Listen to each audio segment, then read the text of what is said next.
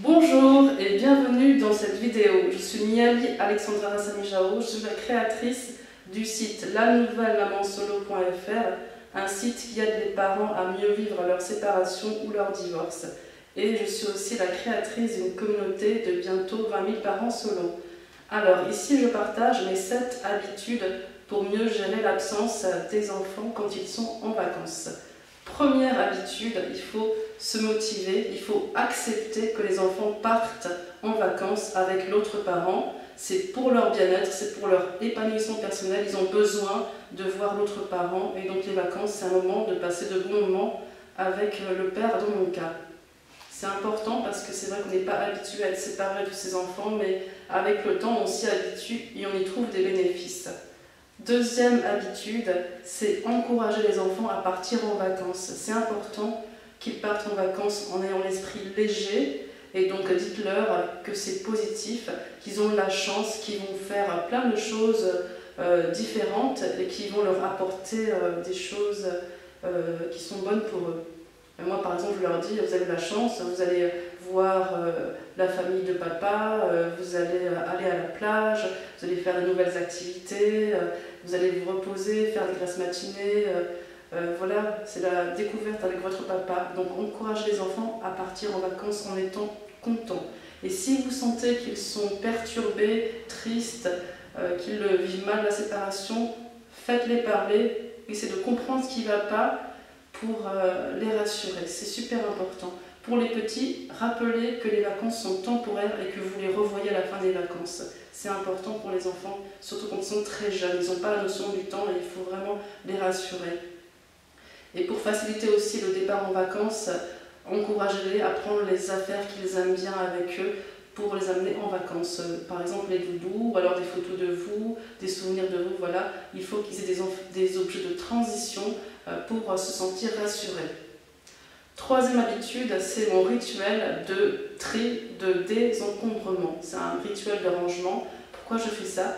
Parce que ça me permet tout simplement d'avoir une maison bien rangée, bien ordonnée et débarrassée de tous les objets qui ne servent plus à rien, les vêtements trop petits, trop tachés, qui sont trop vieux tout simplement. Ça me fait du bien d'avoir un intérieur qui est rangé et je pense que l'intérieur, la maison, c'est le reflet de son esprit. Donc si on le range bien, l'esprit se sent beaucoup plus léger. Donc faites ce rituel. Et ce que je fais, c'est que le salon, bien sûr, je range tous les jouets des enfants parce que c'est mon salon. Une fois qu'ils sont partis, c'est plus notre salon, c'est mon salon. Je me réapproprie l'espace.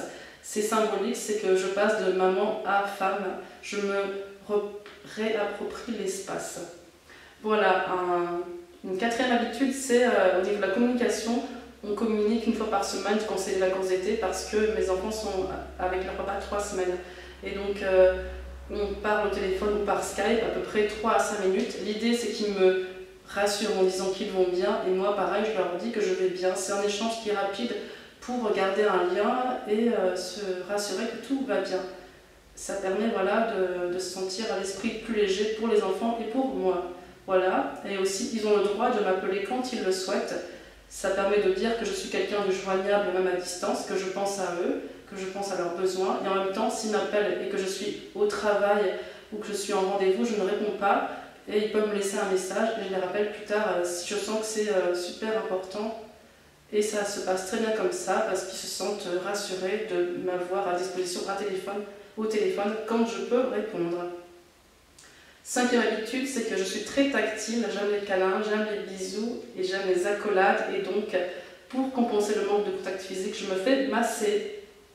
Sixième habitude, je me change d'idée, je me repose, je sors, je vais au musée, je vais à la plage, je vais à la piscine, je me ressource, je fais des randonnées, je pense à moi, à mon bien-être parce que c'est comme ça que je me ressource, ça fait du bien de penser à soi et comme ça quand on revoit les enfants on sera tout simplement plein d'énergie positive. Septième habitude, c'est célébrer leur retour par des gestes d'amour. Ça peut être un gâteau à préparer, ça peut être un petit cadeau. Moi, je vais offrir à ma fille une règle de 20 cm avec dessus son prénom et les qualités de son prénom qu'elle pourra utiliser à l'école en CE1. Voilà.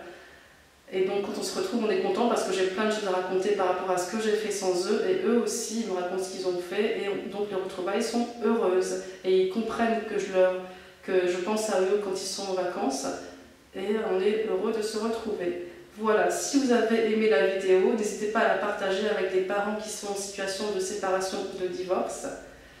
Et si vous voulez aller plus loin, je vous invite à aller sur le site La Nouvelle Maman Solo, le site pour mieux vivre sa séparation ou son divorce. Merci de m'avoir écouté et à très vite. Ciao, ciao.